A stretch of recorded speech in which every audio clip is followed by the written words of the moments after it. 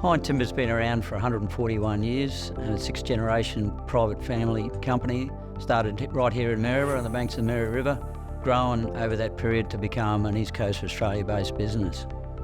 In a particular area of the plant, in our green mill, our team members would walk a particular path. The team that was put together to look at the pathway identified this area as a key risk. So that was the green mill staff, which comprised of green mill staff, green mill HSRs, maintenance staff, and also maintenance health and safety representatives.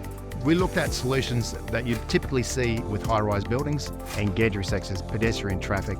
Identifying that, we had three options.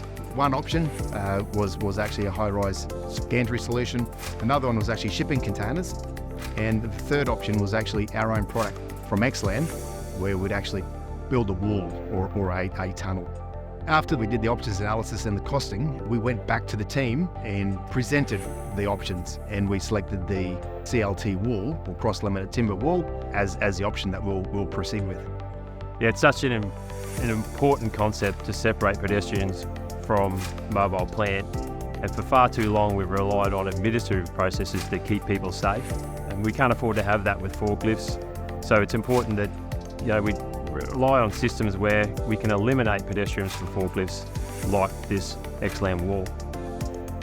My involvement in coming up with the solution really is inspiring the teams to work together with an open mind about solutions and not to tolerate safety issues, so that the employees are encouraged to come up with these ideas in future.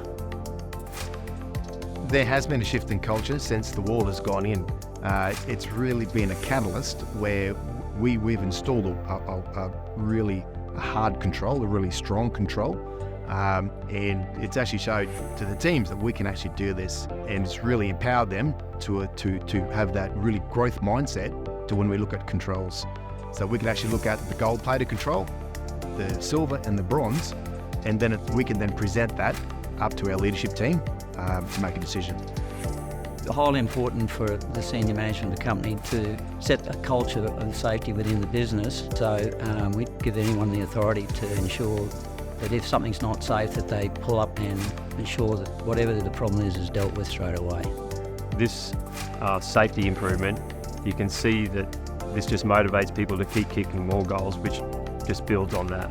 Health and safety is not only a legislative responsibility, it's a moral obligation to make sure all our employees go home safely at the end of the day. It's great to work on a control that saves lives, and the feedback that we get from the teams is actually the rewarding part. Seeing the smiles on their face when they're walking through.